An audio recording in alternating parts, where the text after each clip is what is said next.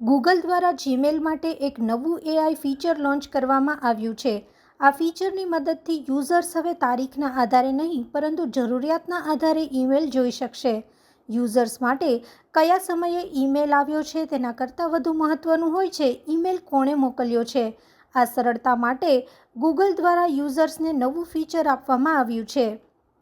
Google દ્વારા email સર્ચને વધુ સરળ અને ઉપયોગી બનાવવા માટે એઆઈ ફીચર લોન્ચ કરવામાં આવ્યું છે.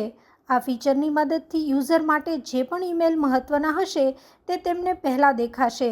આ અંગે કંપનીનું કહેવું છે કે આ અપડેટની મદદથી યુઝર જે ઈમેલને સર્ચ કરવા માંગતા હોય તે તેમને પહેલાં ટોપ પર જ દેખાશે. તેનાથી યુઝરનો સમય પણ બચશે.